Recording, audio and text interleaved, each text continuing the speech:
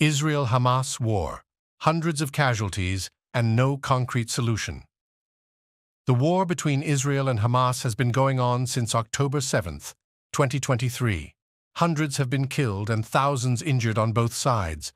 The war deepens the humanitarian crisis in the region and calls on the international community to find a solution.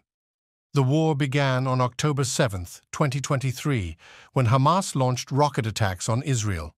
Hamas said the attacks were a response to Israel's crackdown on Palestinians in East Jerusalem. Israel responded to Hamas's attacks with airstrikes. Israeli airstrikes caused many civilian casualties in the Gaza Strip. The war continues as of October 9, 2023. New attacks are reported from both sides. Israel intensified its attacks on Hamas military targets in the Gaza Strip. Israel is targeting Hamas rocket launchers, weapons depots, and other military facilities. While Israel was doing all this, it made another incredible move. This move took the whole world by surprise. On Monday morning, Israel began bombarding the Gaza Strip with missiles from afar. Unable to respond, Hamas militants were forced to retreat from the area. This was Israel's plan too. It continued shelling along the border strip. Hamas militants thought it was just retaliation, but the worst was yet to come. Israel placed its soldiers in what it called a no-fire zone, an area where there was no shelling. About 120 soldiers were waiting there. Israel started firing missiles from afar in front of the 120 soldiers. The Hamas militants had no choice but to retreat, so the Israeli army began to advance rapidly. But the risk they took was too great, because the Israeli airstrikes were too close to their own soldiers. The Israeli soldiers had to move quickly into the bombardment zone to prevent the Hamas militants from turning back. This led to an inevitable victory. The Hamas terrorist organization had less power to respond after these attacks, because Israel was constantly raining bombs on Gaza. But they had a trump card to stop the Israeli army: hostages. Hamas militants took many Israeli hostages to Gaza. According to Israeli officials, 700 Israelis are missing. By taking hostages to Gaza, Hamas wanted to prevent Israel from bombing. They succeeded and stopped firing on civilian-populated areas, but the hatred and anger in the Israeli army was not enough to stop them. According to the Turkish media, Israel began working on launching a ground operation. Thousands of reservists have been called up and are being given accelerated training. Another important news was that these soldiers were being trained by the United States. The President of the United States of America, Joe Biden, had recently said that Hamas is a terrorist organization and is on the side of Israel. These statements confirmed this.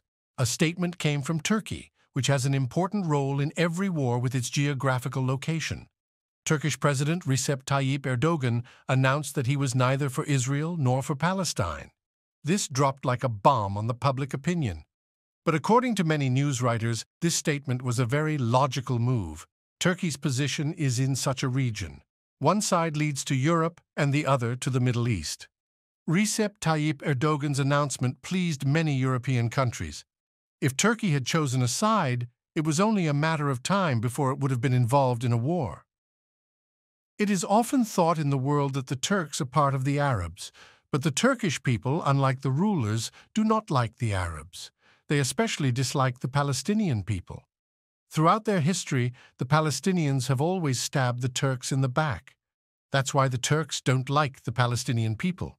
This attitude of Recep Tayyip Erdogan has pleased most Turks. Unlike Turkey, the United States took a clear stance, just like in the Russia-Ukraine war. The United States of America said that it is ready to give all kinds of support to Israel. This is a strategy for them, given that Turkey took the same stance in the Russia-Ukraine war. But last year, the grain deal spearheaded by Turkey saved the world from a crisis. Thanks to Turkey, which brought the two sides to a point of compromise, the embargoed grains were distributed. A peace offer from Turkey is expected soon, but it remains to be seen how well it will work. Hamas is also continuing its rocket attacks on Israeli cities. The Hamas terrorist organization is calling for a resistance against Israeli airstrikes. According to the UN, more than 500 people have been killed in the Gaza Strip since the start of the war. Most of the dead are armed Hamas militants. The war is also worrying the international community. Many countries have called for an immediate end to the war. The United States recognized Israel's right to self-defense and called Hamas attacks terrorism. There was an increase in explosions in Gaza during the morning. According to Israeli media, there were 8 explosions in 1 hour and there were reports of dead and injured. Beirut, Lebanon. Palestinian factions in Lebanon are willing to open a second front against Israel if Shiite-backed Hezbollah leads the offensive, fighters and analysts said. If Israel is ready for war to take place wherever, it will happen, said Ahmed Habit, a member of the Palestinian Fatah party in Burj al-Barajneh, a refugee camp in the Lebanese capital, Beirut. I am the blood of my country. I live for my homeland. I'm not living for the future, he added. An all-out war between Israel and Hezbollah, supported by Palestinian groups, is a possible scenario that could plunge Lebanon and the region into a decadent conflict. More than 700 Israelis and 500 Palestinians have been killed since Saturday following a surprise operation by Hamas into the Gaza Strip, which it controls and which Israel has kept under siege for 16 years. Human rights groups describe Gaza, home to 2 million people, as the largest open-air prison in the world.